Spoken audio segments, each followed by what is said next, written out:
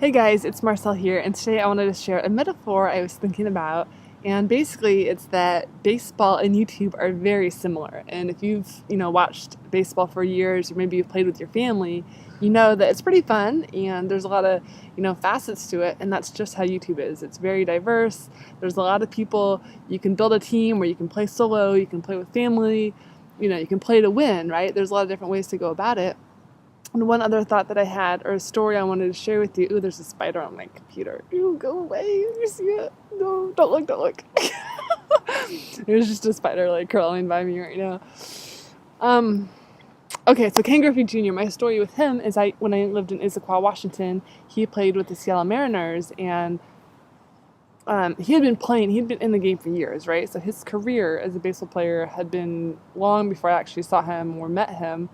It was kind of neat because when I did meet him, I was actually working at a restaurant waiting tables, and him and Jay Buhner came in, and it was like, oh my God, you're real, but you're just, they're normal people, right? So yes, they look like celebrities on TV and during the game, but they're just real people.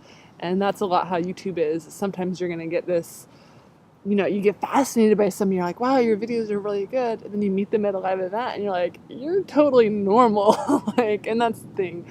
Video has that illusion of celebrity, but really, you're just in the game. You're just playing, whether it's for fun or for profit or, to get your message out there. So I had another thought for you that, yes, so baseball, you can play alone or you can play on a team. Now, when you play alone, obviously you can practice all you want. You can get new equipment to make your game better. You can study other players to get new ideas, and you can visualize and create strategy, right?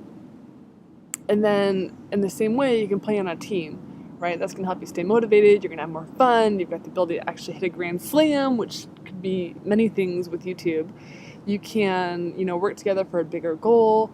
You can get a lot of feedback. You can give feedback. It's just a lot more engaged when there's more people there. So that's pretty cool.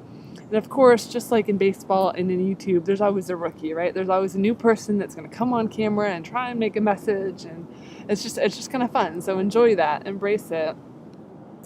So personal branding on YouTube is interesting. I, for one, haven't done, an official intro or outro yet, just because my brand is still evolving and growing. And quite honestly, I can't decide on the graphics or the colors to use, and that's okay. Just like, a baseball player, just because you play the game, it doesn't mean you're going to get the perfect jersey or the perfect, it's not going to be branded right away. So know that you might practice for years before you really need to go that far. Maybe it's just a few weeks or months.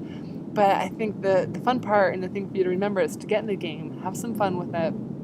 And just like, baseball and YouTube, you can get a coach. There's a lot of YouTube coaches out there. I'm going to recommend some in the links below, which may help your YouTube progress. One thing I love about YouTube is the stats. And just like people have stats on, professional baseball players, there's stats within your analytics, within your how many videos you've done, where people are coming from. So there's total geek potential within YouTube, just like there's on baseball. Another thing for personal branding on YouTube is, yes, you might get a few raving fans, and yes, you might get some haters. Apparently people come from nowhere on YouTube and will just spam your newsfeed and give you weird comments. And don't worry about the haters. Focus on talking to your audience and encouraging them to do what they want to be doing. And another thing with personal branding is skill over being attractive. Now, what that means is you don't have to be a model to succeed on YouTube. You simply have to be intelligent, funny, entertaining, helpful. So just like with baseball, yes, there's some very attractive players out there, but on average, they're just really, really talented. So that kind of connected for me. And then also rants. Coaches rant, they get angry, they get excited, they go off on people, players go off on people. Totally happens on YouTube. Lots of rants, lots of just content that's shared that maybe isn't necessary, but it's freaking entertaining. So consider that. And my last and final thought on how YouTube is like baseball is, the All-Star game is kind of like a massive collaboration, right? People on YouTube who are collaborating are doing a lot better than those who are not. So consider that. And whether you're in the game or you're watching the game, I hope you're having fun.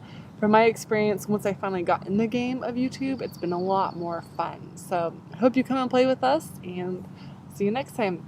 Oh, and if you have any other metaphors or ideas or baseball stories you want to share, or YouTube stories you want to share, totally leave me a comment in the comments below. Thanks. I got it! I'm running! Go! The camera's not on me, but I'm running. Yeah!